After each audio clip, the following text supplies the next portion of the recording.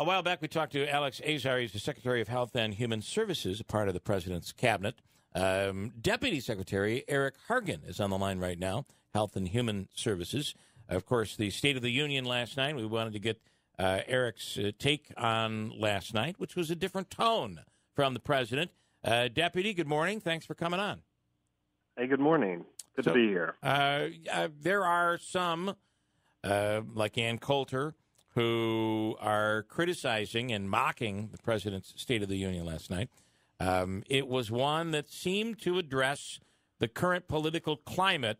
I mean, the reality of the climate, and that is that Nancy Pelosi has control of the House. What was your take last night?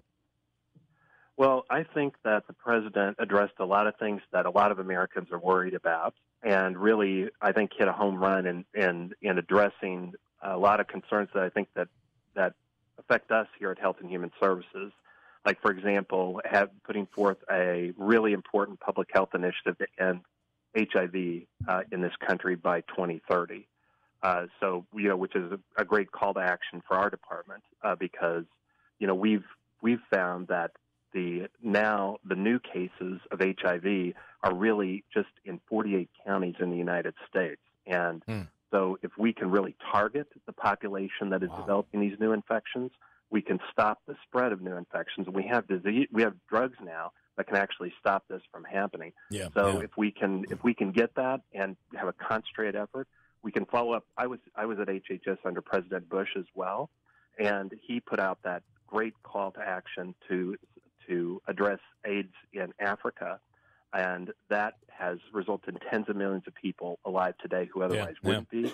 And it's great that President Trump now is focused that on the United States, on America, and helping our fellow Americans with this same problem. It almost seems as if with the drug, which is a lifesaver, there would be no Magic Johnson today without this medicine. But it almost seems as if it's given people are no longer afraid as they used to be of AIDS, and that is a problem, right? Yep, that's absolutely true. I mean, I think that there's a lot of communities that are really hard hit with this area, particularly in the South. African American and Latino American populations, American Indians, Alaska Natives that have been really hard hit with this. And so I think that with the drugs that have been developed finally after years and years of development, that we now have a situation where we can actually put an end to new infections. And, obviously people that have it, this isn't the end of having to treat this disease. It goes on for a lifetime in many cases. But in this instance, at least we can arrest the spread of the new cases. Yeah. Did I understand correctly? You said there are only in the United States, there are only 48 counties. 28, I think. That's where more than half of the new infections come from 48 counties. Oh, okay. And where can we get that information? Is that readily posted online where we can find out? Because we could. There's actually a posting on HIV.gov. So that's www.hiv.gov. That has a map there that kind of spells out the geographical, how the geographical nature of the disease is right now. So it's really changed in the sense that the disease now is concentrated in a handful of places. I mean, it's pretty large, handful of places, but it's something that we think now we can actually technically address.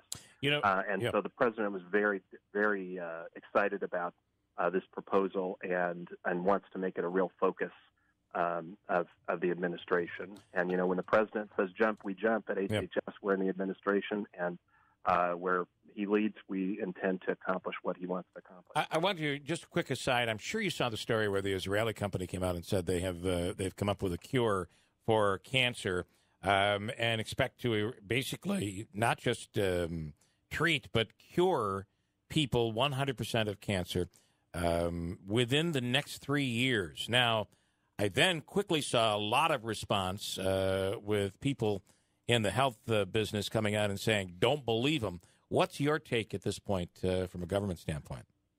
Well, I think we always have to focus on the best clinical information we have about new proposals. When you have something like that that's potentially groundbreaking, we have seen many times where particular cancers, there's a lot of different forms of cancer, and we're going to have to wait to see the clinical evidence and make sure that we have our scientists and everyone who deals with us, whether it's at FDA or National Institute of Health, to take a close look at this to see what precisely they are proposing there.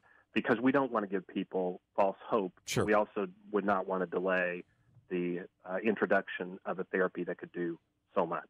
I will tell you that my doctor said the cancer is cured by early detection in 2019. That's really something that people have to focus on and get out there and get that testing taken care of.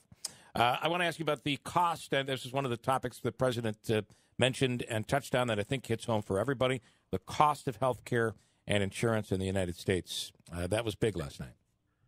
Yeah, and I think there's a lot of different parts to that. One of the main things that the president has focused on, obviously, has been the cost of drugs. That's a huge element of the healthcare burden that's borne by the average American.